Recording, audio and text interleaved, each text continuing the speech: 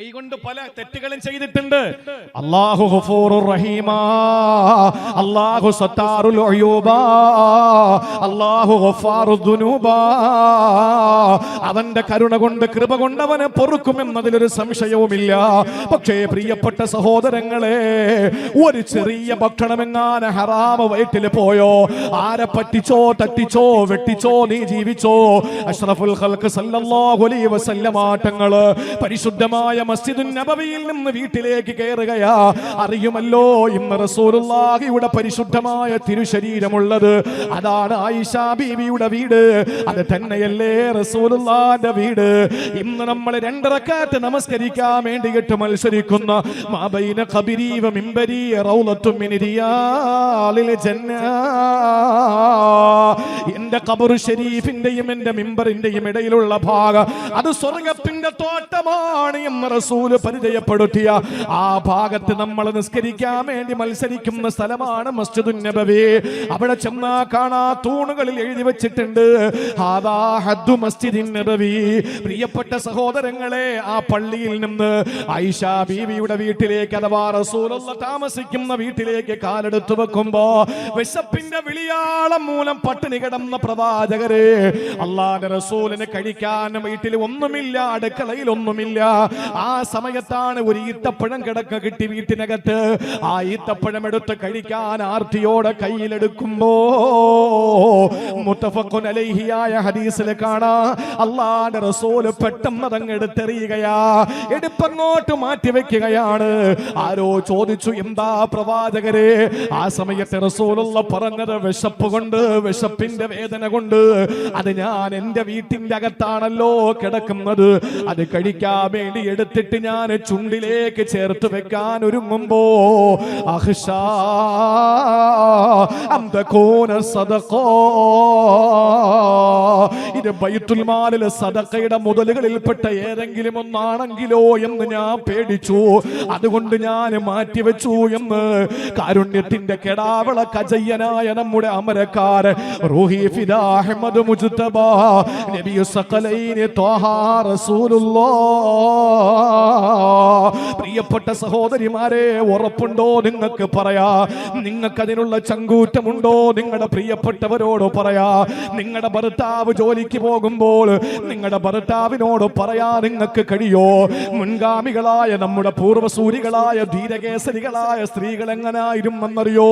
അള്ളാഹുവിന്റെ ദീനിന്റെ ഇന്നലകളിൽ ജീവിച്ച് വലിയ മാതൃകാപരമായ ജീവിതത്തിന്റെ സന്ദേശ ലോകത്തിന് സമ്മാനിച്ചു പോയ നമ്മുടെ പ്രിയപ്പെട്ട മുൻഗാമികളായ മഹിളാരത്നങ്ങൾ ഉണ്ടല്ലോ.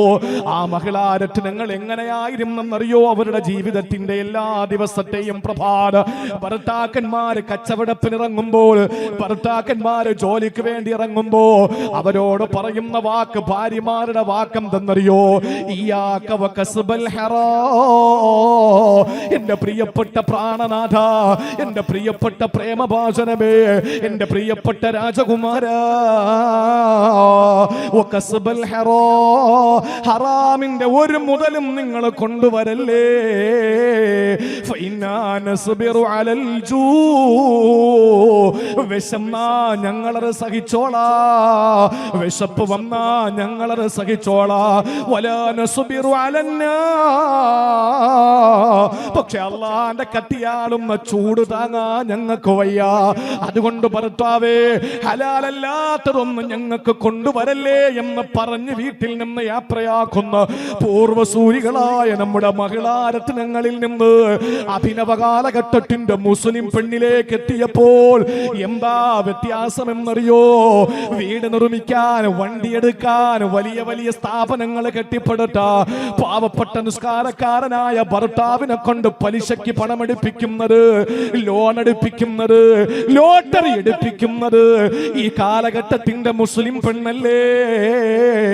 എങ്ങനെയാ നീ തേനീച്ചയെ പോലെ ആവുക? ഈച്ചയെ പോലെ എന്ന് പറയുമ്പോൾ തന്നെ നമുക്ക് ലജ്ജയുണ്ടല്ലോ. ഈച്ചയും ഇപ്പത്തോളം നന്ദി കെട്ടതല്ല.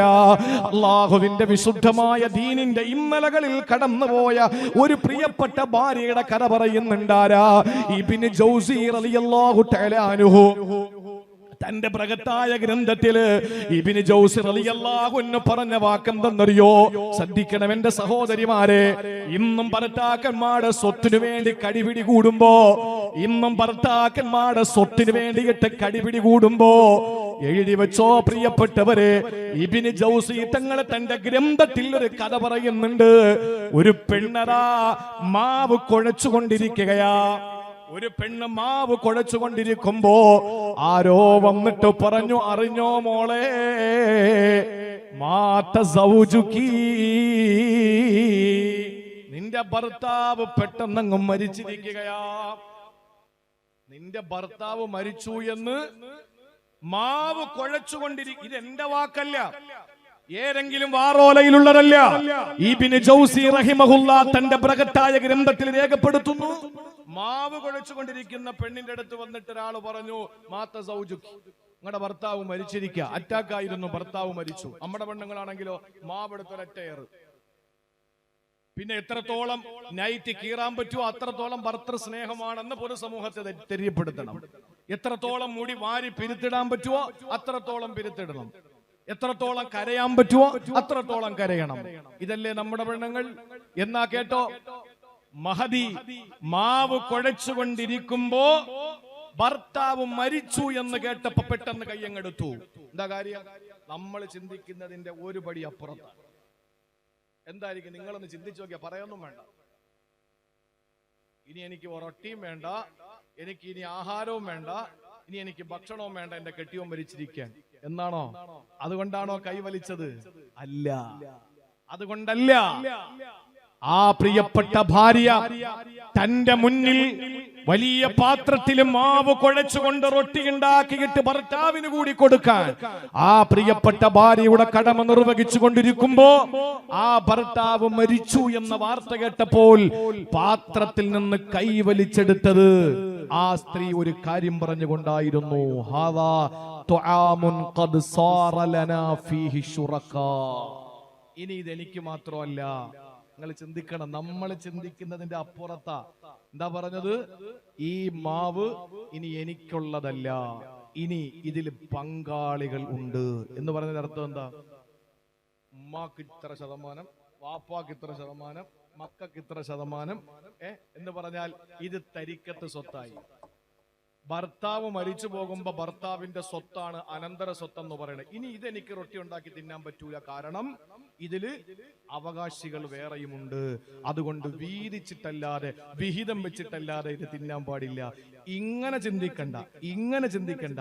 ഭർത്താവ് മരിച്ചപ്പോൾ സത്യസന്ധമായി ആ ഭർത്താവിന്റെ സ്വത്തിൽ തനിക്കുള്ള അവകാശത്തിനപ്പുറത്ത് ഒരു മഞ്ചാടി വേണ്ട എന്ന് പറയുന്ന പെണ്ണുണ്ടോ കേരളത്തിൽ? ഉണ്ടോ? നിങ്ങളൊന്ന് ആലോചിച്ച് നോക്ക് പ്രിയപ്പെട്ടവരെ. നമ്മൾ എവിടെ എത്തി? ഇപ്പോഴും നമ്മൾ ഈച്ച തന്നെയാ. നമ്മൾ ഇപ്പോഴും ഈച്ചയാണ്. തേനീച്ചയിലേക്ക് പറക്കണമെങ്കിൽ കുറെ ബുദ്ധിമുട്ടുണ്ടാവും. നല്ലത് കഴിക്കാൻ പഠിക്കണം, നല്ലത് കഴിക്കാൻ പഠിക്കണം. 100 ചോദ്യങ്ങൾ അല്ലാഹുവിനോട് ചോദിച്ചിട്ടില്ല ഉമ്മ. മക്കളുടെ രോഗം മാറാൻ അല്ലാഹുവിനോട് ചോദിക്കുന്നില്ലേ? ഭർത്താവിന്റെ തൊഴിലിൽ അഭിവൃദ്ധിക്ക് വേണ്ടി പടച്ചവനോട് തേടിയിട്ടില്ലേ? കടയിലെ കച്ചവടത്തിന് വേണ്ടി അല്ലാഹുവിന്റെ അടുത്ത് ചോദിച്ചിട്ടില്ലേ? എന്തെല്ലാം പടച്ചവനോട് ചോദിച്ചിട്ട് അല്ലാഹു നിങ്ങൾക്ക് തന്നോ? ഇല്ലല്ലോ. എന്താണ് അല്ലാഹു തരാൻ കഴിവില്ലാത്തവനാണോ? അല്ലെങ്കിൽ അല്ലാഹുവിന്റെ കയ്യിൽ ഒന്നും ഇല്ലാത്തത് കൊണ്ടാണോ? അല്ലെങ്കിൽ തരാതിരിക്കാൻ മാത്രം അല്ലാഹു ക്രൂരനാണോ? അല്ല. ദുആ സ്വീകരിക്കപ്പെടാ തടസ്സം നിൽക്കുന്ന ഒന്നുണ്ട്. അതേതെന്നറിയോ? മഹാനായ സയ്യിദ് ഇബ്നു അബീ വഖാസ് റളിയല്ലാഹു തആല അൻഹു. സയ്യിദ് ഇബ്നു അബീ വഖാസ് റളിയല്ലാഹു അൻഹുവിനെ പറ്റിയിട്ട് പറയപ്പെടുന്ന ഒരു പേരുണ്ട്. എന്താണെന്നറിയോ? അത് ഞാൻ അവസാനം പറയാ. സയ്യിദ് ഇബ്നു അബീ വഖാസ് റളിയല്ലാഹു തആല അൻഹു ഒരിക്കൽ പ്രവാചകരുടെ മുമ്പിലേക്ക് കടന്നു വരികയാണ്. എന്നിട്ട് അല്ലാഹുവിന്റെ റസൂലിന്റെ മുന്നിലെത്തിയിട്ട് പറഞ്ഞു, നബിയേ ഉദ്ഉ അല്ലാഹ്, എനിക്ക് വേണ്ടി നിങ്ങൾ ദുആ ചെയ്യണേ. അല്ലാഹുവിന്റെ റസൂൽ ചോദിച്ചു, എന്തിനാ സൈദേ നിനക്ക് ഞാൻ ദുആരക്കേണ്ടത്? പറ. അയ്യജഅലനി മുസ്തജാബ ദഅവാ. എനിക്ക് ഒരുപാട് കാര്യങ്ങൾ പറയാനുണ്ട്, ഒരുപാട് കാര്യങ്ങൾ ഞാൻ ആവശ്യക്കാരനാണ്. എല്ലാം ഇപ്പൊ നിങ്ങളോട് പറയാൻ പറ്റൂലല്ലോ. അതുകൊണ്ട് എനിക്കൊരു ഉപകാരം ചെയ്താ മതി. ചോദിക്കുന്നത് ഞാൻ ചോദിച്ചോളാ. എന്റെ ദുആ അല്ലാഹ് സ്വീകരിക്കാൻ വേണ്ടി നിങ്ങൾ ദുആ ചെയ്താ മതി. എത്ര നല്ല വാക്കാ. വലിയ വലിയ ഉസ്താദൊക്കെ വരുമ്പോ അബ്ദുറഹ്മാൻ ഉസ്താദൊക്കെ വളരെ വലിയ സൂഫിയായ മനുഷ്യരാണ്. അള്ളാഹു ദീർഘായുസ് കൊടുക്കട്ടെ. പ്രിയ ആമീൻ പറയും. ഒരു ചെലവില്ലാത്ത കാര്യമില്ലേ. നമുക്ക് ചില മഹാന്മാരെ കാണുന്നുണ്ട്, ദുആക്ക് ഇജാബത്തുള്ള കുറെ ആളുകളുണ്ട്. അത് ഏതെങ്കിലും യൂണിവേഴ്സിറ്റിയിലെ ചാൻസലർ ആയിരിക്കണം എന്നുള്ള നിബന്ധനയൊന്നുമില്ല. ചിലപ്പോൾ ഓട്ടോറിക്ഷ തൊഴിലാളി ആയിരിക്കും, ചിലപ്പോൾ തെങ്ങിക്കയറുന്നവനായിരിക്കും, ചിലപ്പോൾ കൃഷിക്കാരനായിരിക്കും. ദുആക്ക് ഇജാബത്തുള്ള ഒരുപാട് മഹാന്മാരുണ്ട്.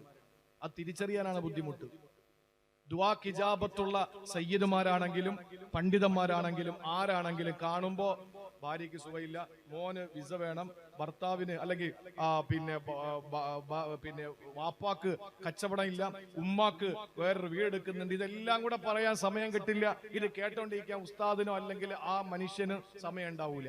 ഇതെല്ലാം കൂടെ അദ്ദേഹത്തിന്റെ തലയിൽ കയറുകയില്ല. അപ്പൊ എന്താ ചെയ്യേണ്ടത്? സഹാബി പഠിപ്പിച്ചു തരും എന്താന്ന്. എനിക്ക് ഒരുപാട് കാര്യങ്ങളുണ്ട്. ഇപ്പോ നമ്മളിപ്പോ തമ്മിൽ കാണുമ്പോൾ ഉസ്താദ് ദ്വാരക്കണേ എല്ലാരും അങ്ങനെയാ പറയാ. എന്തിനാന്ന് ചോദിക്കുമ്പോൾ പറയും അല്ലാഹ് ഒരു 100 കാര്യം ഉണ്ടാവും പറയാൻ, അല്ലേ? അപ്പൊ എന്താ വേണ്ടെന്നറിയോ? ആരെ കണ്ടാലും, ഇത് സഹാബികളുടെ മാതൃകയാണ്, ഉള്ള കാര്യമാണ്. ആരെ കണ്ടാലും പറയണം, എന്റെ ദുആ സ്വീകരിക്കാൻ വേണ്ടി നിങ്ങൾ ദ്വാരക്കണം. ബാക്കി അതൊരു പാക്കേജാ. ബാക്കി നമുക്ക് പറയാലോ, ബാക്കി നമുക്ക് എല്ലാം പറയാലോ, സൗകര്യം പോലെ ഇരുന്ന് പറയാം.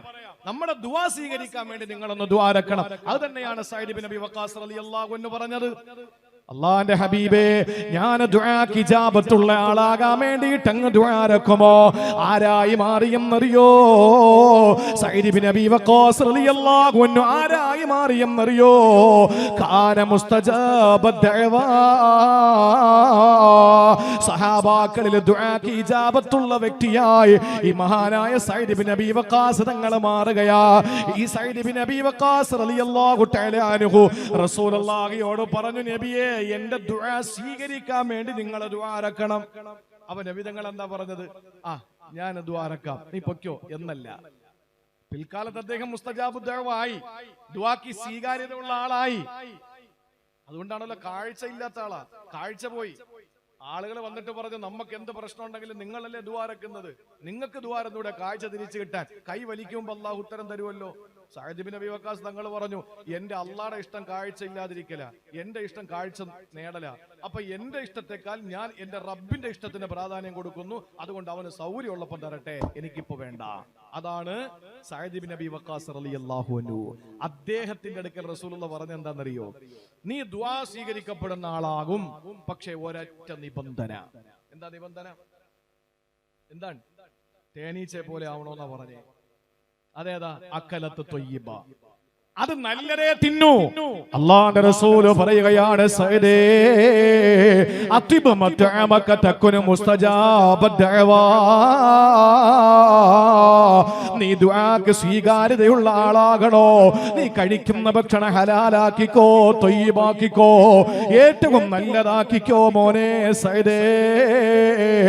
അല്ലാഹുവിന്റെ റസൂല് പറയുമ്പോ സഅദ് ഇബ്നു അബി വഖാസ് റളിയല്ലാഹു തആല അൻഹു അത് ജീവിതത്തിൽ പ്രാവർത്തികമാക്കിയതിന്റെ പേരിലല്ലേ അദ്ദേഹം സഹാബാക്കളിൽ തന്നെ ഏറ്റവും വലിയ ദുആക്ക് ഉത്തരം നൽകപ്പെട്ട ആളായി മാറിയത്.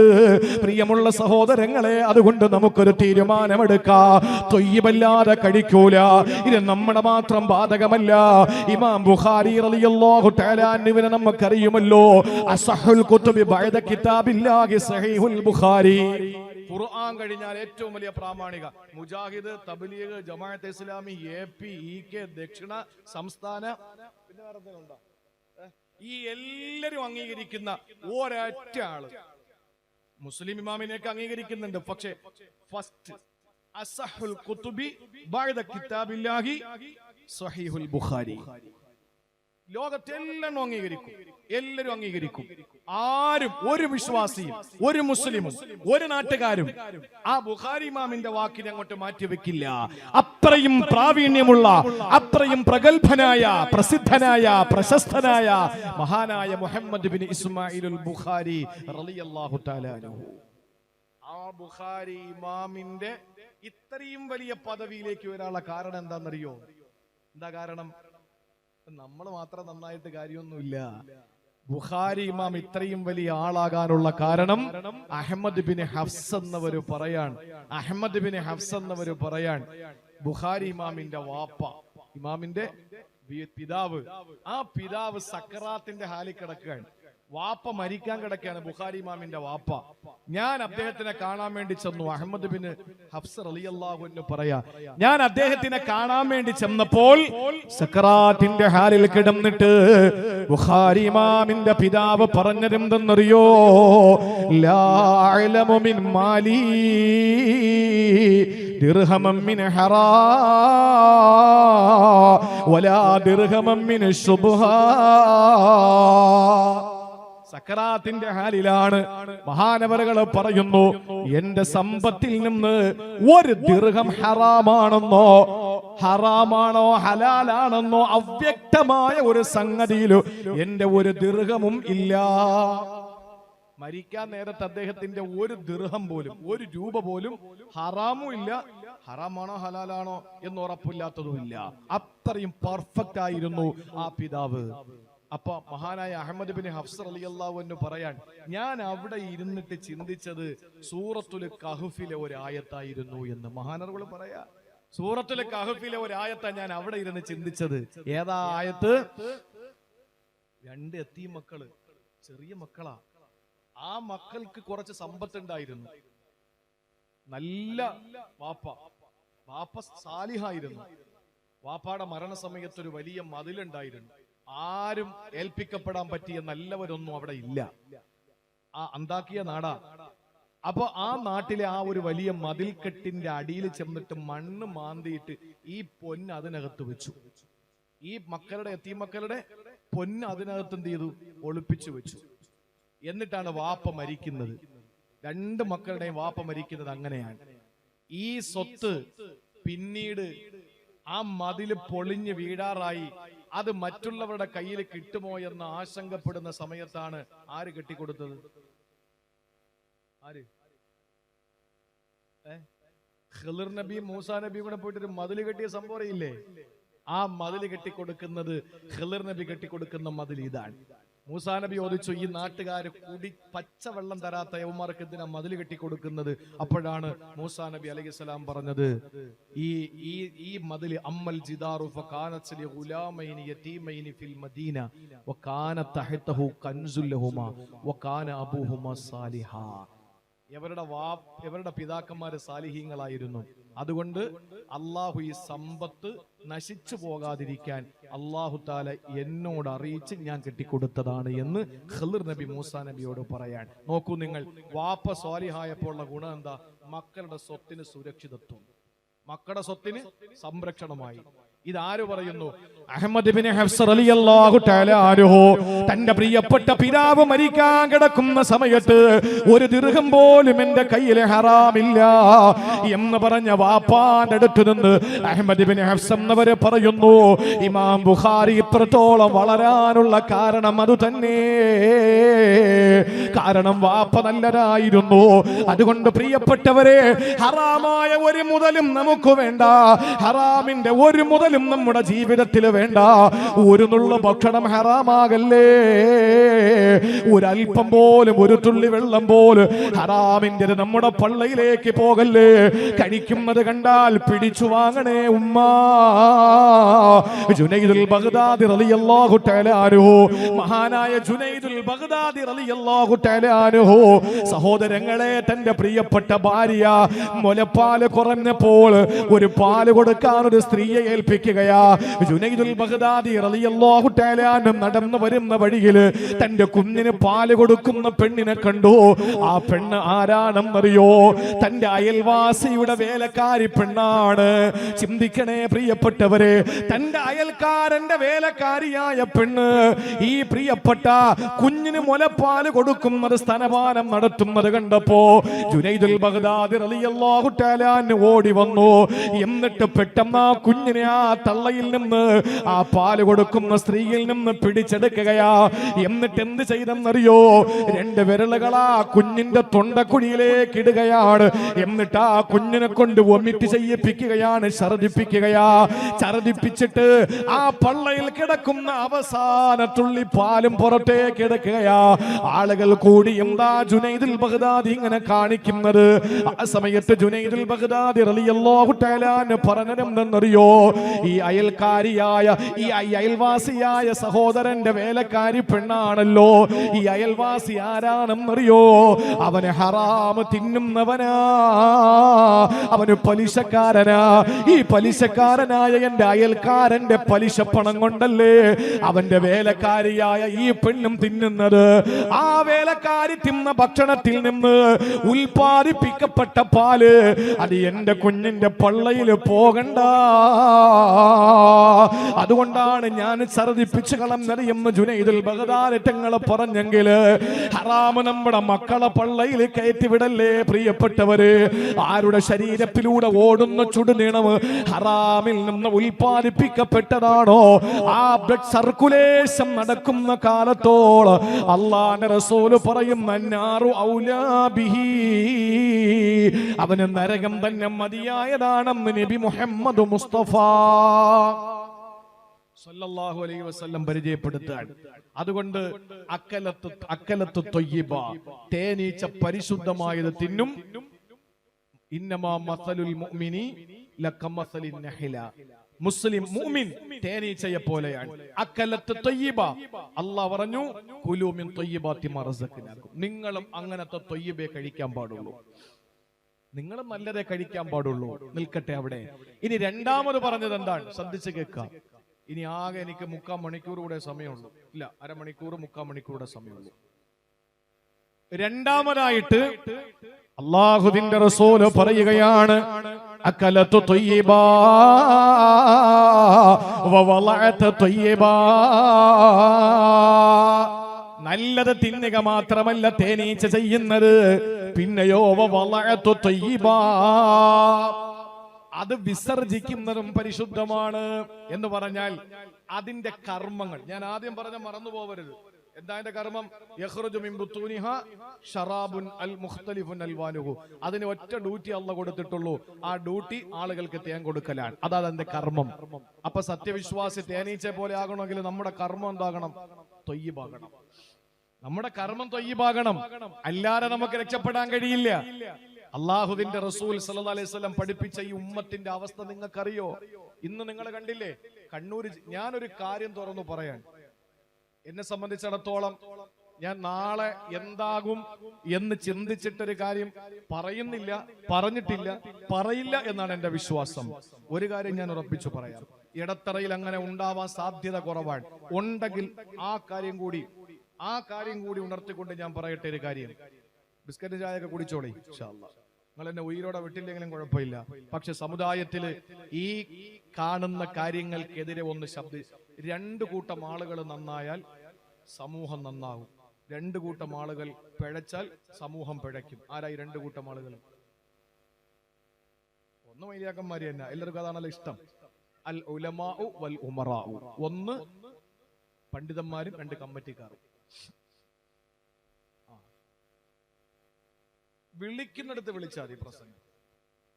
ഞാൻ ഒരു കാര്യം ഉറപ്പിച്ചു പറയാം, നമ്മുടെ നിക്കാഹിന് വേണ്ടി പള്ളിയിൽ നിന്ന് NOC കിട്ടാതെ, ഒരു മഹല്ലത്തിൽ നിന്ന് ഒരു സർട്ടിഫിക്കറ്റ്, ഇപ്പൊ പത്തനാപുരത്തെ ഇടത്തറ മഹല്ലിലുള്ള ഒരു പെണ്ണിനെ കെട്ടാൻ പനവൂര് എന്റെ മഹല്ലിൽ നിന്ന് ഒരു പയ്യൻ തയ്യാറായിട്ടുണ്ടെങ്കിൽ ഇവിടെ നിന്നൊരു കത്ത് അങ്ങോട്ട് കൊടുക്കും, അവിടെ നിന്നൊരു കത്ത് ഇങ്ങോട്ട് കൊടുക്കും. ഈ 2 കത്തും 2 മഹല്ല് പരിപാലന സമിതിക്ക് കിട്ടിയതിനു ശേഷമാണ് നിക്കാഹിന് പെർമിഷൻ കൊടുക്കുക. അത് സുതാര്യമാണ്. പക്ഷേ എന്റെ പൊന്ന് മഹല്ല് ഭാരവാഹികളോട് എനിക്ക് പറയാനുള്ളത്, ഇവിടത്തെ അല്ല എല്ലായിടത്തെയും വരുമ്പോ കൃത്യമായി ചോദിക്കണം, ഏതെങ്കിലും ഇസ്ലാമിനെ അവഹേളിക്കുന്ന ആചാരങ്ങൾ അനുഷ്ഠാനങ്ങൾ നിങ്ങളുടെ നിക്കാഹിനുണ്ടോ എന്ന്. ഇന്ന് കണ്ടില്ലേ പോലീസിന് ഇടപെടേണ്ടി വന്നു. ഇത് ആർക്കാ ഇതിന്റെ ഇസ്ലാമിക പരിവേഷം കൊടുക്കുക? നിങ്ങൾ നോക്കിയേ, ഇന്ന് കണ്ണൂർ ജില്ലയിൽ നടന്ന എയർപോർട്ടിന്റെ വഴിയിൽ എത്രയോ ആളുകൾക്ക് ഫ്ലൈറ്റ് മിസ്സാകുന്ന നിലയിൽ, എത്രയോ ആളുകളെ കൊണ്ട് ഈ സമുദായത്തെ പറയിപ്പിക്കത്തക്ക നിലയിൽ കാണിച്ചു കൂട്ടിയ ഒട്ടകപ്പുറത്തിരുന്ന് കല്യാണത്തിന് വരുന്ന പുതിയാപ്പിള അവസാനം വീട്ടുകാരെ കയറ്റാതെയായി അങ്ങോട്ട് തല്ലായി. പണ്ടൊക്കെ ചോറ് തികയാത്തതിന്റെ പേരിൽ തല്ലേ നമ്മൾ കേട്ടിട്ടുള്ളൂ. ഇപ്പോ ഈ കാണുന്ന രീതിയിൽ ഇസ്ലാമുമായിട്ട് യാതൊരു ബന്ധമില്ലാത്ത, ഇസ്ലാമുമായിട്ട് ഒരു ബന്ധമില്ലാത്ത നിക്കാഹുകൾക്ക് പെർമിഷൻ കൊടുക്കാൻ ഒരു മഹല്ല പരിപാലന സമിതിയും തയ്യാറാകരുത്. അങ്ങനെ കൊടുത്താൽ അവിടത്തെ ഇമാം നിക്കാഹിന് അൽഫാത്തി വിളിക്കാനും അങ്കഹത്തുക പറയാനും പോകരുത്. അള്ളാഹു നമ്മുടെ റിസ്ക് വെച്ചിട്ടുണ്ട്, ഹലാലായത് തൊയ്യിബായത് എവിടെയായാലും. രണ്ടു കൂട്ടം ആളുകൾ വിചാരിക്കാതെ എത്ര വലിയ പ്രഭാഷകൻ വിചാരിച്ചാലും നടക്കൂല, എത്ര വലിയ സമർത്ഥന്മാർ വിചാരിച്ചാലും, സംഘടനകൾ വിചാരിച്ചാലും, എത്ര വലിയ രാഷ്ട്രീയ പാർട്ടികൾ വിചാരിച്ചാലും നടക്കൂല. പണ്ഡിതന്മാരും ഉമറാക്കളും അഥവാ പള്ളിയിലെ മഹല്ല് ഖത്തീബും അവിടത്തെ കമ്മിറ്റിക്കാരും വിചാരിച്ചാൽ ഓരോ മഹല്ലത്തിലെ ഈ ആഭാസങ്ങളെ മാറ്റാൻ കഴിയും. എത്ര ദുരന്തങ്ങളാണ് നടന്നിരിക്കുന്നത്. ഒരു കല്യാണ വീട്ടിൽ ചെന്നിട്ട് ആദ്യ രാത്രിയിൽ ജന്നലിന്റെ കൊളുത്തഴിച്ചിട്ടു, പെണ്ണും മാപ്പിള അറിഞ്ഞിട്ടില്ല, ആ കൊളുത്തഴിച്ചിട്ടു. എന്നിട്ട് അവർ കിടന്നതിന് ശേഷം ഇവർ പുറത്തു നിന്നൊരു ഹോസ് എടുത്ത് അകത്തേക്കിട്ട് വെള്ളം തുറന്നു വിട്ടു. ആ വെള്ളം തുറന്നു വിട്ട് റൂം നിറഞ്ഞു. എന്നിട്ട് കട്ടിലിന്റെ പൊക്കത്തിൽ വെള്ളമായി, ബെഡ് സ്വിച്ചിൽ ആ വെള്ളം പിടിച്ചു. എന്നിട്ട് അതിന്റെ വിദ്യുച്ഛക്തിയുടെ പ്രവാഹത്തില് ആ ദമ്പതിമാര് കിടക്കുന്ന കിടക്കയിൽ കിടന്ന് ഷോക്കേറ്റ് മരിച്ചു. ഇതിനാരാ സമാധാനം പറയാ? ആരാണ് സമാധാനം പറയാ? കുറെ ചെറുപ്പക്കാർ അതിനു വേണ്ടിയിട്ട് നിങ്ങൾക്ക് കുറെ പണിയുണ്ട്. എന്താണെന്നറിയോ? കഞ്ചാവ്, കള്ളുകുടി, ഇങ്ങനെയുള്ള ലോട്ടറി, ഇതുപോലുള്ള സാമൂഹിക തിന്മകൾക്കെതിരെ ശക്തമായി നിലകൊള്ളേണ്ട ചെറുപ്പക്കാര് ഇതുപോലുള്ള ആഭാസങ്ങളുടെ പിന്നാലെ പോവാൻ. എത്ര നിക്കാഹുകൾ വിവാഹത്തിന്റെ അന്ന് പന്തലിൽ വെച്ച് മുടങ്ങിയിരിക്കുന്നു. എത്ര നിക്കാഹുകൾ, എത്രയോ ബന്ധങ്ങൾ മണിയറയുടെ മുന്നിൽ വെച്ച് പടിവാതിൽക്കലെത്തിയിട്ട് മുടങ്ങിയിരിക്കുന്നു. എത്ര ഭാര്യയും ഭർത്താക്കന്മാര് തമ്മിൽ, കുടുംബക്കാർ തമ്മിൽ മിണ്ടാത്തൊരവസ്ഥയിൽ എത്തപ്പെട്ടിരിക്കുന്നു. ഒന്ന് ആലോചിച്ച് നോക്കിയേ. ചെറുപ്പക്കാര് മാറിയിരിക്കുകയാണ്. പക്ഷേ അള്ളാഹുവിന്റെ റസൂൽ സല്ലല്ലാഹു അലൈഹി വസല്ലം തങ്ങൾ പറഞ്ഞു, തേനീച്ച പോലെയാകണം നിങ്ങളുടെ പ്രവർത്തനങ്ങൾ, പ്രകടനങ്ങൾ. അതെങ്ങനെയാ? വവളഅത്തു ത്വയ്യിബ, പരിശുദ്ധമായതല്ലാതെ പുറത്തു വരാൻ പാടില്ല. അതുകൊണ്ടാണ് അല്ലാഹുവിന്റെ റസൂൽ സല്ലല്ലാഹു അലൈഹി വസല്ലം പറയുകയാണ്, ലൈസൽ മുഅ്മിനു ബിത്ത്വആ വലൽ ആനി വലൽ ഫാഹിശി വലൽ ബദീ. എത്ര സുന്ദരമായിട്ടാ റസൂലുള്ള പരിചയപ്പെടുത്തുന്നത്. എന്നെ കേൾക്കുന്ന നിങ്ങൾ ഓരോരുത്തരും ഈ 4 കാര്യങ്ങളിൽ നിന്ന് മാറി നിൽക്കണേ. ലൈസൽ മുഅ്മിനു, സത്യവിശ്വാസി അല്ലേ അല്ല. അവന് പള്ളിയിൽ രജിസ്റ്റർ ചെയ്യപ്പെട്ടവനാകാ, അവന്റെ മകളുടെ നിക്കാഹ് പള്ളിയിൽ നൽകപ്പെട്ടവനാകാ, അവന്റെ വാപ്പയെ പള്ളിക്കാട്ടിൽ അടക്കിയിട്ടുണ്ടാകാ. പക്ഷേ റസൂലുള്ള പറയുന്നു, അള്ളാന്റെ മുമ്പിൽ അവന് മുഅ്മിനല്ല. ഏതുവരെ ലൈസൽ മുഅ്മിനു, അവന് സത്യവിശ്വാസി അല്ല. വെറുതെ വിമർശിക്കുന്ന വിമർശകൻ, എവിടെ വെച്ച് കുത്തുവാക്കുകൾ പറയുന്നവൻ, ആവശ്യമില്ലാതെ വിമർശനം നടത്തുന്നവർ, അവൻ വിശ്വാസിയല്ല. അവനെ കൊണ്ടാണ് സമൂഹം നാണം കെടുന്നത്. സോഷ്യൽ മീഡിയ തുറക്കാൻ വയ്യ. മുസ്ലിം ഐഡികളിൽ വന്നിട്ട് പ്രിയപ്പെട്ടവരെ അള്ളാന്റെ ദീനിനെ അധിക്ഷേപിക്കുന്നത് കാണുന്നില്ലേ? അത് ത്വആനീങ്ങളാണ് എന്ന് പറഞ്ഞാൽ വല്ലാത്ത കടുത്ത വിമർശകന്മാരാ. അവര് സത്യവിശ്വാസികളാകില്ലെന്ന് കാരുണ്യത്തിന്റെ പ്രവാചകൻ നബി മുഹമ്മദ് മുസ്തഫ. രണ്ടാമത് അല്ലാഹുവിന്റെ റസൂൽ പറഞ്ഞു, വെറുതെ ശാപവാക്ക് പറയുന്നവനും സത്യവിശ്വാസിയല്ല. തൊട്ടതിനും പിടിച്ചതിനും ശപിക്കുന്നവരില്ലേ, ശാപവാക്ക് പറയുന്നവരെ ഒരിക്കലും സത്യവിശ്വാസികളല്ല. എന്നെ ഒരാൾ ശപിച്ചാൽ, ശാപം എന്ന് പറയുന്ന സൃഷ്ടി അള്ളാന്റെ റസൂല് പഠിപ്പിക്കാൻ, എന്നെ ശപിച്ചാൽ ആ ശാപം ആകാശത്തിലേക്ക് ഉയരും. ആകാശത്തിന്റെ വാതിലുകൾ സ്വീകരിക്കൂല, തിരിച്ച് ഭൂമിയിലേക്ക് വരും. ഹദീസാൻ. ഭൂമിയുടെ വാതിലും അടച്ചു, അതിന് പോകാൻ ഇടമില്ലാതെ അന്തരീക്ഷത്തിൽ കറങ്ങി നടക്കും. അവസാനം അർഹനാണെങ്കിൽ ശപിക്കപ്പെട്ടവന്റെ തലയിൽ വീഴും, അവൻ അർഹനല്ലെങ്കിൽ ശപിച്ചവന്റെ തലയിൽ പതിക്കുമെന്ന് നബി മുഹമ്മദ് മുസ്തഫ. അവൻ അങ്ങനെ പോട്ടെ, അവനെ കുരു പിടിക്കട്ടെ, അവൻ അസുഖം പിടിക്കട്ടെ, അവൻ അങ്ങനെ ആയിപ്പോട്ടെ, ഇവൻ ഇങ്ങനെ ആയിപ്പോട്ടെ, അവന്റെ വണ്ടി വഴിയിലാവട്ടെ എന്ന് പറഞ്ഞിട്ട് ശപിക്കുന്നവരുണ്ടല്ലോ. അർഹത ഉണ്ടെങ്കിലുള്ള കാര്യം എങ്ങനെയാ? നേരിട്ട് അവനിലേക്ക് എത്തൂല, ആകാശത്തിലേക്ക് ഒരൊറ്റ പോക്ക. അള്ളാന്റെ റസൂല് പഠിപ്പിക്കാൻ, നിസ്കാരം മാത്രമല്ല അഷ്റഫുൽ ഖൽഖ് പഠിപ്പിച്ചത്, ഈ ആകാശത്തിലേക്ക് കുതിച്ചുയർന്ന ആ ശാപത്തിന്റെ വാക്ക്, ആകാശത്തിന്റെ കവാടങ്ങൾ തുറക്കപ്പെടാതെ വരുമ്പോ തിരിച്ചു വരുമ്പോ ഭൂമിയും സ്വീകരിക്കില്ല. അവസാനം അത് കറങ്ങി നടന്നിട്ട് ശപിക്കപ്പെട്ടവൻ അർഹനാണെങ്കിൽ അവന്റെ തലയിൽ വീഴും, അല്ലെങ്കിൽ അർഹനല്ലെങ്കിൽ ശപിച്ചവന്റെ തലയിൽ തന്നെ വീഴുമെന്ന് ഇന്നേ വരെ കളവ് പറയാത്ത പ്രപഞ്ചത്തിന്റെ താക്കോൽ സൂക്ഷിപ്പുകാരൻ മുഖ്ബിറെ സാദിഖുൽ അമീൻ നബി മുഹമ്മദ് മുസ്തഫ സല്ലല്ലാഹു അലൈഹി വസല്ലം പഠിപ്പിക്കാൻ. അതുകൊണ്ട് ശപിക്കരുത്. ഒരിക്കലും സത്യവിശ്വാസി ശപിക്കുന്നവനല്ല. വലൽ ഫാഹിശി, സത്യവിശ്വാസി മോശമായ അശ്ലീലങ്ങളുള്ളവനല്ല, അശ്ലീലമുള്ളവനല്ല. പിന്നെയോ വലൽ ബദീ, തരം താണവനുമല്ല സത്യവിശ്വാസി. പിന്നെ ആരാ? വവളഅതു ത്വയ്യിബാ, നല്ലവനാണ്. ഒരു മനുഷ്യന്റെ പ്രവൃത്തി കണ്ടിട്ട് മനസ്സിലാക്കാൻ പറ്റും അവന്റെ ഇസ്ലാമിനോടുള്ള ഇഷ്ടം, അല്ലേ? തിരുവനന്തപുരത്ത് നിന്ന് നിങ്ങളത് ആലോചിക്കണം. ഞാൻ പല സ്ഥലങ്ങളിലും ആ കഥ പറഞ്ഞിട്ടുണ്ട്. ഞാൻ ആളൊന്നും പറയുന്നില്ല, ആളൊക്കെ പറഞ്ഞാൽ പിന്നെ അത് അവർക്ക് ഇച്ചിരി അഹങ്കാരമായി പോകും. അത് ശരിയല്ലല്ലോ, അതുകൊണ്ട് ഞാൻ ആള് പറയുന്നില്ല. പ്രിയപ്പെട്ടവരെ, തിരുവനന്തപുരത്ത് നിന്ന് ട്രാൻസ്പോർട്ട് ബസ്സിൽ, KSRTC ട്രാൻസ്പോർട്ട് ബസ്സിൽ ഫ്രണ്ട് സീറ്റിലിരിക്കുന്ന തിരുവനന്തപുരത്ത് നിന്ന് കയറിയ ഒരു പ്രായമുള്ള ഒരു ഉസ്താദ്, പലാഹിക്കറിയാം, എല്ലാവർക്കും അറിയാൻ പറ്റുന്ന ഒരു വലിയ പണ്ഡിതൻ. ഉസ്താദ് എവിടെ പഠിച്ച? ഇവിടെ തന്നെയല്ലേ? ഒരു വലിയ മതപണ്ഡിതൻ. നിങ്ങൾ ആലോചിച്ച് നോക്കണം, ഞാൻ ആളെ പറയുന്നില്ല.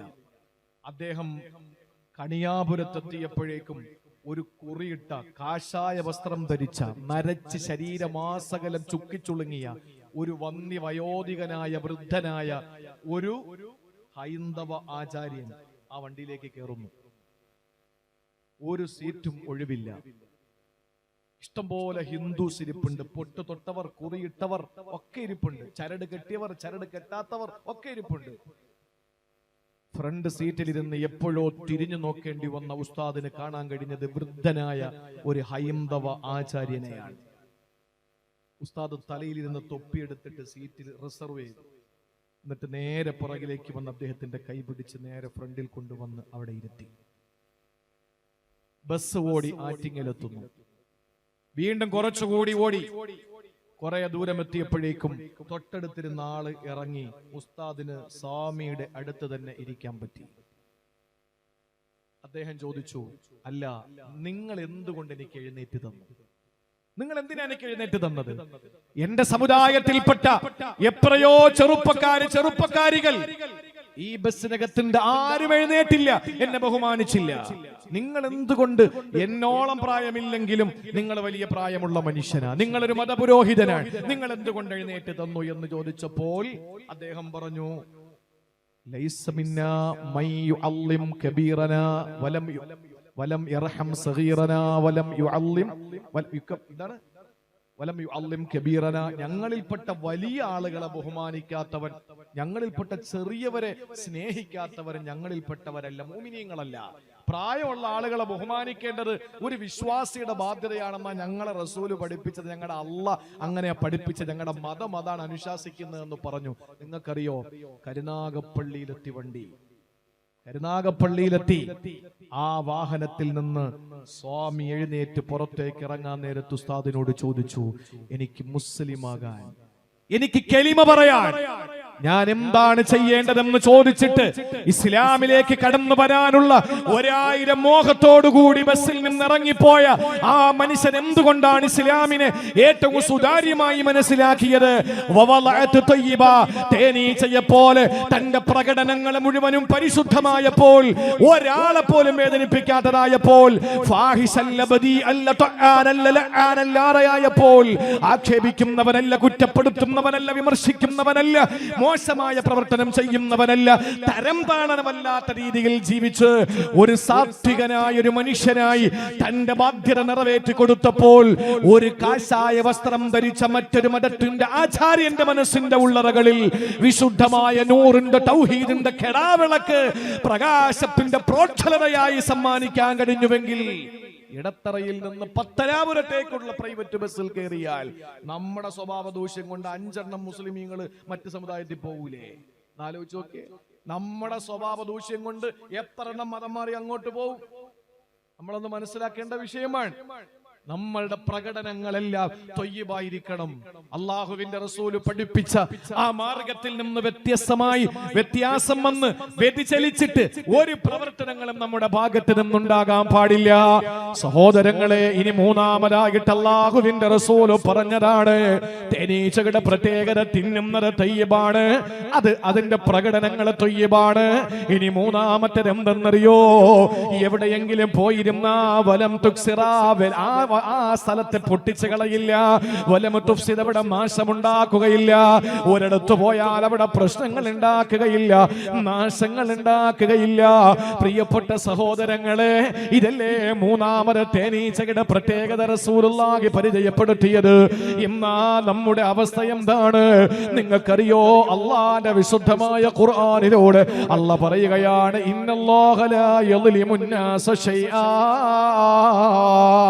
അല്ലാഹു തആല ഒരാളെയും ദുൽമ ചെയ്യില്ല, ഒരാളെയും ആക്രമിക്കില്ല. അല്ലാഹ് ആരായി പറയുന്നത്? സർവചരാചരങ്ങളെ സൃഷ്ടിച്ച് പരിപാലിക്കുന്ന, സംഹരിക്കുന്ന അല്ലാഹ്, എല്ലാത്തിന്റെയും പരിപാലകനായ അല്ലാഹ്, സ്രഷ്ടാവായ അല്ലാഹ്, സംരക്ഷകനായ അല്ലാഹ്, സംഹാരകനായ അല്ലാഹ്, ആ പടച്ചതമ്പുരാൻ പറയുന്നു, ഇന്നല്ലാഹ ലാ യളിമുന്നാസ ശൈആ. ഞാൻ ആരെയും ദുൽമ ചെയ്യില്ല, ആരോടും എനിക്കൊരു ദുൽമിന്റെ ആവശ്യമില്ല. ഒരു തേനീച്ച എവിടെയെങ്കിലും ഇരുന്നാൽ അവിടെ നശിപ്പിക്കാതെ എഴുന്നേറ്റ് പോകുമല്ലോ, പറന്നുയരുമല്ലോ. അതുപോലെ സത്യവിശ്വാസിയാകണമെന്ന് പറയുമ്പോ അല്ല ഒരാളോട് ദുൽമ കാണിക്കില്ല. ഈ ആയത്തിന്റെ തൊട്ടടുപ്പായി ഹദീസായി അല്ലാഹുവിന്റെ ഖുർആനിന്റെ മുഫസ്സിരിങ്ങൾ ഒരു ഹദീസ് പറയുന്നുണ്ട്, യാ ഇബാദി, എന്റെ ദാസന്മാരെ, ഇന്നി ഹറംതുൽ ദുൽമ അലാ നഫ്സി, എനിക്ക് ഞാൻ തന്നെ ദുൽമിനെ ഹറാമാക്കിയിരിക്കുകയാ. എനിക്ക് ദുൽമ ഞാൻ തന്നെ ഹറാമാക്കിയിരിക്കുകയാ. അല്ല ദുൽമ ചെയ്യില്ല, അല്ല തന്നെ ഹറാമാക്കിയിരിക്കുകയാണ്. എന്നിട്ടോ വജഅൽതുഹു ബൈനകും മുഹറമാ, നിങ്ങളുടെ ഇടയിൽ ഞാനത് ഹറാമാക്കിയിരിക്കുകയാ. നിങ്ങളുടെ ഇടയിൽ ഞാനത് ഹറാമാക്കിയിരിക്കുകയാ. ദുൽമ ആർക്കൊക്കെയാ ഹറാം? ഒന്ന് അള്ളാഹ്ക്ക് ഹറാം. അള്ളാഹ്ക്ക് ഹറാമുള്ള ഏതെങ്കിലും ഉണ്ടോ? അള്ളാഹ്ക്ക് ഹറാമായ ഏതെങ്കിലും ഉണ്ടോ? യഥാർത്ഥത്തിൽ അള്ളാഹു പറഞ്ഞത് നമുക്ക് മനസ്സിലാകുന്ന ഭാഷയിലാണെങ്കിൽ പോലും ആ ഒരു വേടല്ല പറഞ്ഞില്ലേ, ഞാൻ എനിക്ക് തന്നെ ഹറാമാക്കിയിരിക്കുകയാണ്, ഞാൻ ആരോടും ദുൽമ കാണിക്കില്ല. ഇന്നി ഹറംതുൽ ദുൽമ, ഞാൻ എനിക്ക് തന്നെ ഹറാമാക്കിയിരിക്കുന്നു. അതുകൊണ്ട് നിങ്ങൾ ഹറാമാക്കിയിരിക്കുന്ന ആ ദുൽമ ചെയ്യാൻ പാടില്ല, ഒരാളെയും ആക്രമിക്കാൻ പാടില്ല, ഒരാളെ ഉപദ്രവിക്കാൻ പാടില്ല. ഒരു മുസൽമാന് പറയാൻ പറ്റുമോ, ഏവനെങ്കിലും എന്തെങ്കിലും ഒരു ചെറിയ ഒരു പരീക്ഷണം വന്നു നോക്കട്ടെ, സോഷ്യൽ മീഡിയയിൽ അലക്കുന്നതിൽ 90% മുസ്ലിം സമുദായത്തിന്റെ ആളുകളാണ്. എന്നാ എന്റെ പ്രിയപ്പെട്ടവരെ നമ്മളൊന്ന് നന്നാവുക? ഇനി എന്നാ നമ്മളൊന്ന് മാറി ചിന്തിക്കുക? ആ ഒരു അവസ്ഥയിലേക്ക് നമ്മൾ എത്തപ്പെട്ടില്ലേ? ലോകത്ത് എല്ലാ പരീക്ഷണങ്ങളും മുസ്ലിം ഉമ്മത്തിന്ന് നേരിട്ട് കൊണ്ടിരിക്കുമ്പോ എന്തെല്ലാം പരീക്ഷണങ്ങൾ ഇസ്ലാമിക പ്രസ്ഥാനങ്ങൾ, ഇസ്ലാമിക സമൂഹം നേരിട്ട് കൊണ്ടിരിക്കുന്നു. ഓരോ ദിവസങ്ങളിലും പുതിയ പുതിയ കാര്യങ്ങളായി ഇസ്ലാമിന്റെ ശത്രുക്കൾ കച്ചകെട്ടി ഇറങ്ങിയിരിക്കുമ്പോ ഭക്ഷണ തളികയിലേക്ക് 4 ഭാഗത്തിരിക്കുന്ന ആർത്തി പൂണ്ട ഭക്ഷണം കഴിക്കാൻ കൊതിയോടിരിക്കുന്നവരുടെ കൈകൾ നീങ്ങും പോലെ അള്ളാഹുവിന്റെ റസൂല് പറയുന്നു, 4 ഭാഗത്ത് നിന്ന് ശത്രുക്കൾ നിങ്ങൾക്ക് നേരെ കൈകൾ നീട്ടുമ്പോ ആ ഒരു അവസ്ഥയിൽ നമ്മൾ എത്തപ്പെടുന്ന ഈ സാഹചര്യത്തിൽ പോലും ഒന്ന് ഒത്തൊരുമയോടെ നിൽക്കാൻ കഴിയാത്ത അവസ്ഥ, ഒന്ന് ഒരുമിച്ച് നിൽക്കാൻ നമുക്ക് പറ്റാത്തൊരവസ്ഥ ആലോചിച്ച് നോക്കി. ആ ഒരു നിലയിലേക്ക് നമ്മൾ എത്തപ്പെട്ടു. അല്ല പറയാണ്, ഞാൻ എനിക്ക് തന്നെ ഹറാമാക്കിയിരിക്കുകയാ ദുൽമ്. മാത്രമല്ല വജഅൽതുഹു ബൈനകും മുഹറമാ, നിങ്ങളുടെ ഇടയിൽ ഞാനത് ഹറാമാക്കിയിരിക്കുകയാ. അതുകൊണ്ട് ഫലാ തളോലമൂ, നിങ്ങൾ ദുൽമ് കാണിക്കല്ലേ. ഇതേത് മാസമാണ് ഇടത്തിറക്കാരാ? ഇത് പരിശുദ്ധമായ മാസമാണ്, ഇത് ഹറാമായ മാസമാണ്. ഈ മാസത്തിന് ഒരു പ്രത്യേകതയുണ്ട്. എന്താണെന്നറിയോ?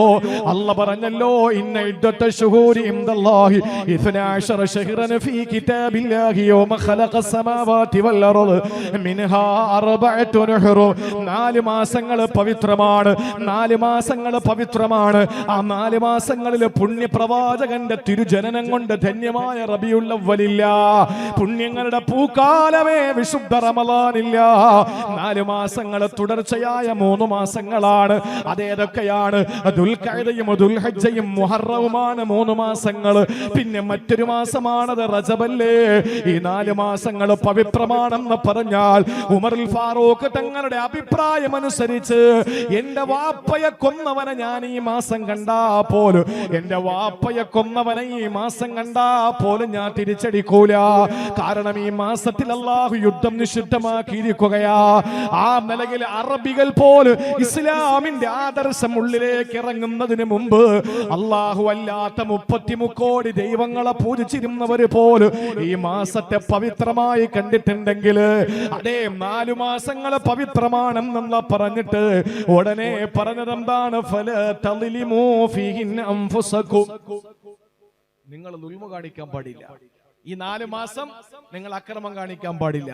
അള്ളാഹു പരിശോധിക്കാൻ. ദുൽമ എത്ര സൈസാണ്? ഖുർആൻ പരിചയപ്പെടുത്തിയ ദുൽമ 3ആണ്. ഒന്ന് അള്ളാഹുവിനോട് ശിർക്ക്, രണ്ടാമത്തേത് സ്വന്തത്തോട്, അത് നിസ്കാരമില്ലാതിരിക്കലാണ്, നോമ്പ് പിടിക്കാതിരിക്കലാണ്, കള്ള് കുടിക്കലാണ്, പലിശ വാങ്ങലാണ്, ലോട്ടറി എടുക്കലാണ്. ഇതാണ് സ്വന്തത്തോടുള്ള ദുൽമ്. ഇനി ആരാനോടുള്ള ദുൽമുണ്ട്?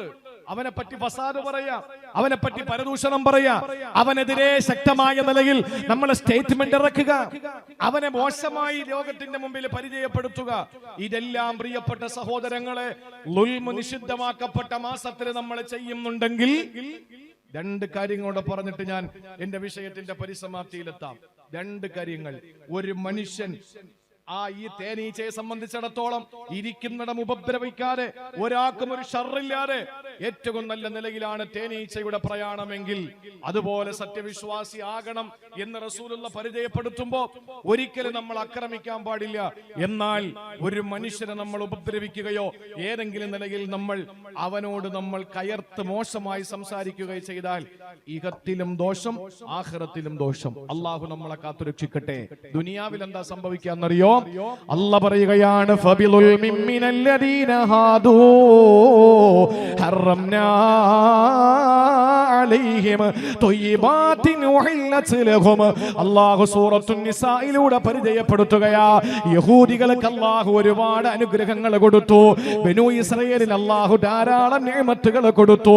ആ അനുഗ്രഹങ്ങൾ അല്ലാഹു അവർക്ക് കൊടുത്തപ്പോൾ ആ യഹൂദികൾ എന്താ ചെയ്തതെന്നറിയോ? അവർ ളാലിമീങ്ങളായി, അവർ ദുൽമ ചെയ്യുന്നവരായി, അവർ അക്രമകാരികളായപ്പോ അല്ല പറയുകയാണ്, ഹറംനാ അലൈഹിം ത്വയ്യിബാത്തിൻ ഉഹില്ലത് ലഹും. അല്ലാഹു പറയുന്നു, അവർക്ക് അനുവദിക്കപ്പെട്ട പല കാര്യങ്ങളും ഞാനിതാ ഹറാമാക്കി കളഞ്ഞു. അല്ലാഹു അവർക്ക് അനുവദിച്ച പല കാര്യങ്ങളും അല്ലാഹു ഹറാമാക്കി കളഞ്ഞു. എന്നാലോചിച്ച് നോക്കിയേ, യഹൂദികൾക്ക് അല്ലാഹു കൊടുത്ത നിഅമത്തുകൾ ചില്ലറയാണോ? നിസ്സാരമാണോ യഹൂദികൾക്ക് അല്ലാഹു കൊടുത്ത നിഅമത്തുകൾ? ആകെ ലോകത്ത് ഒരു ജനതയ്ക്കും അല്ല കൊടുക്കാത്തതല്ലേ. മേഘം തണലിട്ട് കൊടുത്തു. 12 കൂട്ടം ആളുകൾ ഉണ്ടെന്നാണ്. 12 കൂട്ടം ആളുകൾ. യൂസുഫ് നബിയുടെ സഹോദരങ്ങൾ 12 അല്ലേ? ആ പരമ്പരയാണ് ബനൂ ഇസ്രായേലികൾ. ബനൂ ഇസ്രായേൽ എന്ന് പറഞ്ഞ യാക്കൂബ് നബിയുടെ വാപ്പാടെ പേര്. യാക്കൂബ് നബിയുടെ പേരാ ഇസ്രായേൽ. ഹിബ്രു ഭാഷ, അറബിയിൽ അബ്ദുള്ള, മലയാളത്തിൽ അള്ളാന്റെ ദാസൻ. അബ്ദുള്ള എന്ന അറബിയില്, മലയാളത്തിൽ അള്ളാന്റെ ദാസൻ അല്ലേ? ഹിബ്രു ഭാഷയിൽ അതിന് പറയുന്നത് എന്താണ്? യാക്കൂബ് പിന്നെ ഇസ്രായേൽ എന്നാ പറയുന്നത്. അദ്ദേഹത്തിന്റെ മക്കള് 12 മക്കള് 12 ഭാഗത്ത് അല്ലാഹു തണലിട്ട് കൊടുത്തു. ചെങ്കടലിൽ പിളർന്ന് പോകുമ്പോ 12 പാതയോരം അല്ലാഹു തയ്യാറാക്കി കൊടുത്തു. വിശക്കുന്ന സമയത്ത് അവർക്ക് ഏറ്റവും നല്ല മനോഹരമായ മഞ്ഞ സെൽവയും അല്ലാഹു തആല ആകാശത്തിൽ നിന്ന് ഇറക്കി കൊടുത്തു. ലോകത്ത് ആർക്ക് ഇറക്കി കൊടുത്തത്? റേഷൻ കടയിൽ പോകണം, ഏത് കാർഡാന്ന് നോക്കണം, എന്നിട്ട് വിരൽ പതിപ്പിക്കണം, എന്നിട്ട് നമുക്ക് അനുവദിച്ച സാധനങ്ങൾ വാങ്ങണം, തിരിച്ച് വീട്ടിൽ വരണം, അതിനെ കഴുകണം, എന്നിട്ട് അതിനെ പൊടിക്കണം, എന്നിട്ട് അതിനെ വറുക്കണം, എന്നിട്ട് അതിനെ കുഴയ്ക്കണം, എന്നിട്ട് അതിനെ നനയ്ക്കണം, എന്നിട്ട് അതിനെ റൊട്ടി ഉണ്ടാക്കണം, എന്നിട്ട് അതിനെ ചൂടാക്കണം, എന്നിട്ട് പ്ലേറ്റിൽ എടുത്ത് വെക്കണം, എന്നിട്ട് അതിനെ പീസാക്കണം, എന്നിട്ട് വായിലേക്ക് വെക്കണം, ചവയ്ക്കണം, കഴിക്കണം, ഇറക്കണം. ഇത്രയും ചെയ്യണ്ടേ? അല്ലാതെ അങ്ങനെ നമുക്ക് വിശപ്പടക്കാൻ പറ്റുക? ഇതൊന്നും വേണ്ട. മഞ്ഞ സെൽവ അല്ലാഹു തആല യഹൂദികൾക്ക് എന്താ ചെയ്തത്? മഞ്ഞ സെൽവ ആകാശത്ത് നിന്ന് കാടപ്പക്ഷിയുടെ ഇറച്ചിയും മധുര പലഹാരം ഇറക്കി കൊടുത്തു. ഇഷ്ടം പോലെ തിന്നു. എന്താ വേണ്ട? അല്ലാഹു തആല എല്ലാം അല്ലാഹ് കൊടുത്തു. പക്ഷേ നന്ദി കെട്ടവന്മാരാ. ആ നന്ദി കെട്ടവന്മാരാണ് ഇപ്പോഴും ഉള്ളത്. ഈപിയുടെ വിഷയം അതാ ബൈത്തുൽ മുഖദ്ദസ്. അതുകൊണ്ട് ഞാൻ തൊടുന്നില്ല. നന്ദി കെട്ടവന്മാരാ. പക്ഷെ ഞാൻ ഒരു കാര്യം പറയട്ടെ, സമൂഹത്തിൽ ഇടം പിടിച്ചു. എങ്ങനെ ഇടം പിടിച്ചത്? ഒരിക്കൽ റസൂലുള്ളാഹിന്റെ മുമ്പിൽ വന്നിട്ട് ഒരു സഹാബി പറയുന്നുണ്ട്, റഅയ്ത റജുലൻ ഗസ്സ, നബിയെ, യുദ്ധം ചെയ്ത ഒരാളെ പറ്റി നിങ്ങളുടെ അഭിപ്രായം എന്താണ്? അയാൾ അള്ളാന്റെ മാർഗത്തിൽ യുദ്ധം ചെയ്ത് ഒപ്പം ആളുകളെടുത്തത് വേല. ഈ ആളുകൾ നല്ലത് പറയാൻ വേണ്ടി യുദ്ധം ചെയ്യുന്ന ഒരു വിശാലമായൊരു വിഷയമാണ്. പക്ഷെ വന്ന് ചോദിച്ച ചോദ്യം എന്താ?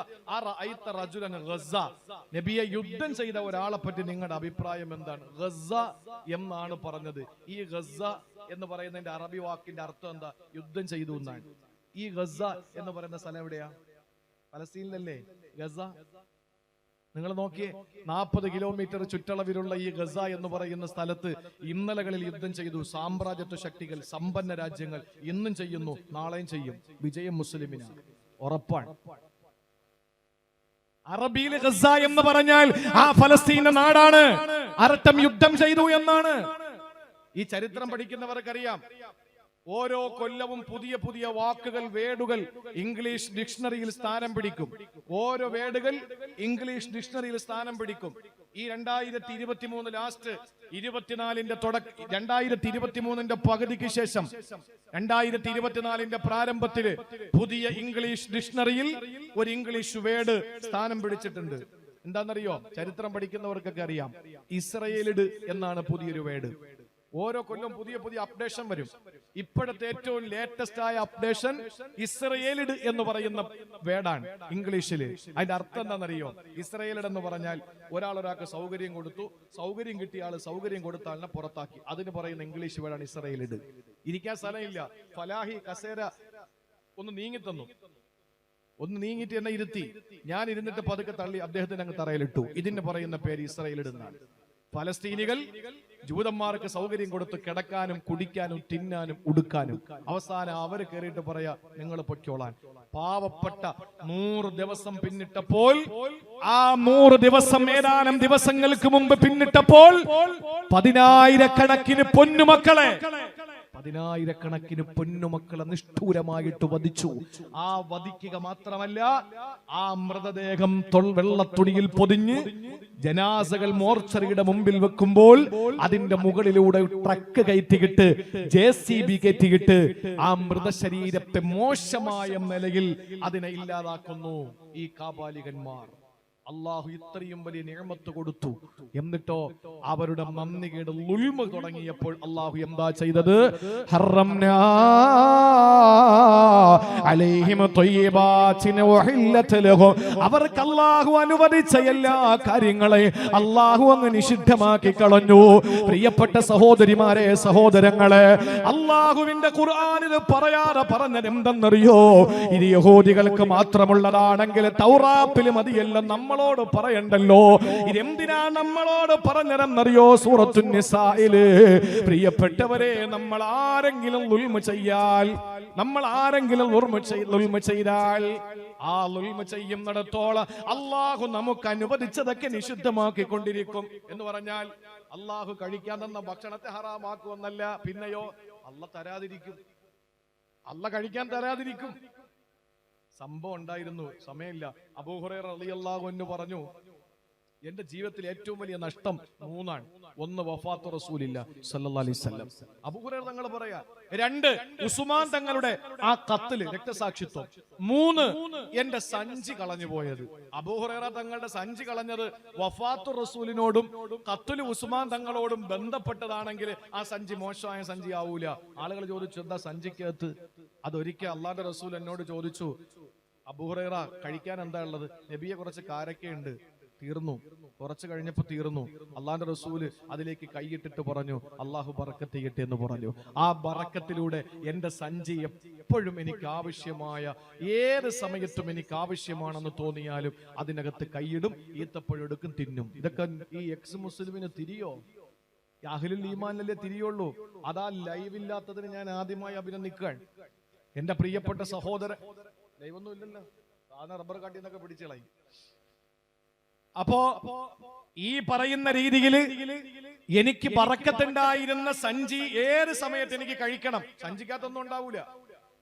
അബൂ ഹുറൈറ തങ്ങൾ അതിനകത്ത് കൈയിടും, എടുത്ത് തിന്നും. നമ്മളാണെങ്കിലോ ലൈറ്റ് അടിച്ചതിനകത്ത് നോക്ക്, ഇത് എവിടെ കിടക്കുന്നേ. നമ്മുടെ സ്വഭാവം അതാണ്. നമുക്ക് മാത്രമല്ല, ജാബിർ റളിയല്ലാഹുവിന്റെ ഭാര്യയ്ക്ക് ഉണ്ടായിരുന്നു ആ സ്വഭാവം. പെണ്ണുങ്ങൾക്ക് പൊതുവെയുള്ളൊരു സ്വഭാവമാണ്. ജാബിർ റളിയല്ലാഹുവിന്റെ ഭാര്യയ്ക്ക് ഉണ്ടായി. ആ സംഭവം പറയാനുള്ള സമയമില്ല, നമ്മുടെ വിഷയവുമായി ബന്ധപ്പെട്ടതല്ല, കാട് കയറണ്ട.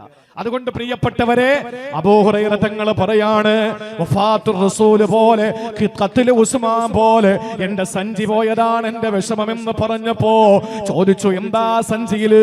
അത് റസൂലുള്ളാഹി കൈയിട്ടിട്ട് ആവശ്യത്തിനനുസരിച്ച് ഈത്തപ്പഴം തിന്നോ എന്ന് പറഞ്ഞ സഞ്ചിയാ. അതെപ്പോഴാ പോയത്?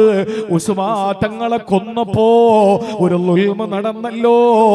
ആരാ ഉസ്മാൻ തങ്ങളെ കൊന്നത്? RSS കാരൊന്നുമല്ല. ഉസ്മാൻ തങ്ങളെ കൊന്നത് സമുദായത്തിന്റെ ആളുകൾ തന്നെയാ. ഈ സമുദായത്തിലുള്ള ആളുകൾ തന്നെയാണ് ഉസ്മാൻ തങ്ങളെ കൊന്നുകളഞ്ഞത്.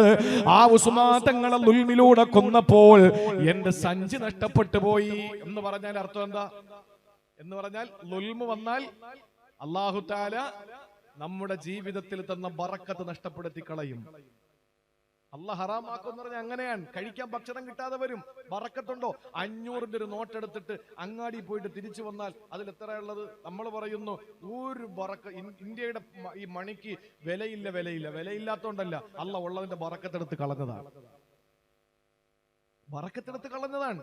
മദ്രസ ജോലി മാത്രം നോക്കുന്ന എത്ര മുഅല്ലിമീങ്ങളുണ്ട്? 6000 രൂപ യസീദ് വല യങ്കുസു. 6000 രൂപ 7000 രൂപ ശമ്പളം മദ്രസ മുഅല്ലിമീങ്ങൾക്ക്. നിങ്ങൾ നോക്ക് എങ്ങനെ അവർ ജീവിക്കുന്നത്. 65,000 രൂപ ശമ്പളം വാങ്ങുന്ന ഗവൺമെന്റ് ഉദ്യോഗസ്ഥർ തന്റെ അനുജൻ 6,000 രൂപ ശമ്പളം വാങ്ങുന്ന മദ്രസ മുഅല്ലിമിനോട് മാസാന്ത്യം 1000 രൂപ കടം ചോദിക്കുമെന്ന് എവിടെയോ ഒരു സംഗമത്തിൽ വെച്ച് ഒരാൾ പരിചയപ്പെടുത്തി. ആലോചിച്ച് നോക്കിയേ, അള്ളാഹ് കൊടുത്തു ബറക്കത്ത്. അത് ബറക്കത്ത് ഉണ്ടെങ്കിൽ അത് ളുൽമ വരുമോ? അള്ളാഹു ബറക്കത്ത് എടുത്ത് കളയും. അത് ദുനിയാവിൽ അള്ളാഹു തരുന്ന പണിഷ്മെന്റാ, തീരുന്നില്ല. ആഖിറത്തിലോ അള്ളാഹു പറയുകയാണ്, അല്ലദീന ആമനൂ വലം യൽബിസൂ ഈമാനഹും ബിളുൽമിൻ ഉലൈക ലഹുമുൽ അംനു വഹും മുഹ്തദൂൻ. ഈമാന സൽക്കർമ്മങ്ങളുമുണ്ടോ, എന്നാൽ ളുൽമ കടന്നിട്ടില്ലെങ്കിൽ അല്ലാഹ് പറയുകയാണ്, നിങ്ങളെ ലഹുമുൽ അംനു, ആഖിറത്തിൽ നിങ്ങൾക്ക് നിർഭയത്വമാണ്. അതുകൊണ്ട് പ്രിയപ്പെട്ടവരെ, തേനീച്ചയെ പോലെ സത്യവിശ്വാസിയാകണം. കഴിക്കുന്നത് ഹലാലും തൊയ്യിബാകണം, പ്രകടനങ്ങൾ ഹലാലും തൊയ്യിബാകണം. ഇരിക്കുന്നിടം പ്രവേശിക്കുന്നിടം പ്രവർത്തന മേഖലകളിൽ ആരെയും ബുദ്ധിമുട്ടിക്കരുത്. വകുല്ലു ജറാഹത്തിൻ ഫലഹാ ദവാഉ വസൂഉൽ ഖുലൂഖി ലൈസ ലഹു ദവാഉ വകുല്ലു ജറാഹത്തിൻ ഫലഹാ ദവാഉ വസൂഉൽ ഖുൽഖി ലൈസ ലഹു ദവാഉ. എത്ര വലിയ മുറിവാണെങ്കിലും, എത്ര വലിയ മുറിവാണെങ്കിലും ഫലഹാ ദവാ. ഇന്ന് പ്ലാസ്റ്റിക് സർജറി ഉണ്ട്, കോസ്മെറ്റിക് പ്ലാസ്റ്റിക് സർജറി ഉണ്ട്. എന്റെ മുഖം ഫലാഹിയുടെ മുഖം പോലെ ആക്കാൻ ഇന്ന് സംവിധാനങ്ങളുണ്ട്. എന്റെ മുഖം വേറെ രീതിയിലാക്കാം. സിനിമാ നടന്മാരൊക്കെ 90 ഇപ്പോഴും അല്ല ആപ്പിൾ കണക്ക്. അത് ആപ്പിൾ കണക്കല്ല, അത് പാണ്ടി ലോറി കയറിയ ആപ്പിൾ പോലെയാ. പക്ഷെ അത് തുച്ചു വെച്ച് കെട്ടിരിക്കുന്നതാ. അത് നമ്മൾ കാണാത്തോണ്ടാ. കോടികൾ മുടക്കിയിട്ട് ഇത് പിടിച്ച് ഇങ്ങോട്ട് ചേർക്കും, അത് പിടിച്ച് ഇങ്ങോട്ട് ചേർക്കും, ഇത് പിടിച്ച് ഇങ്ങോട്ട് ചേർക്കും. ഇതൊന്നും മേക്കപ്പ് ഇടാതിരിക്കുമ്പോ വീട്ടിൽ പോയി നോക്കിയാൽ നമ്മുടെയൊക്കെ പെണ്ണുങ്ങൾ തന്നെ ആ സൗന്ദര്യം ഈ പറയുന്ന സിനിമാ നടിമാരെക്കാൾ അല്ലേ? പ്രിയപ്പെട്ട സഹോദരങ്ങളെ, എത്ര വലിയ മുറിവുണ്ടെങ്കിലും അതിന് മരുന്നുണ്ട്. എന്നാൽ വസൂഉൽ ഖുലൂഖി ലൈസ ലഹു ദവാഉ, ദുസ്വഭാവങ്ങൾക്ക് ഇന്ന് വരെ മരുന്ന് കണ്ടുപിടിച്ചിട്ടില്ല. ദുസ്വഭാവത്തിന് മരുന്നേ ഇല്ല. അതുകൊണ്ട് നമ്മൾ ത്വയ്യിബ് തിന്ന് ത്വയ്യിബ് ജനങ്ങൾക്ക് നൽകി ത്വയ്യിബായി ജീവിക്കുക. എന്നാൽ ഇന്ന മസലൽ മുഅ്മിനി, വിശ്വാസിയുടെ ഉപമ ലക മസലിൻ നഹ്ല, ഈ തേനീച്ചയെ പോലെയാണ്. ആ ഒരു വിഭാഗത്തിൽ അള്ളാഹു നമ്മളെ ഉൾപ്പെടുത്തി അനുഗ്രഹിക്കുമാറാവട്ടെ.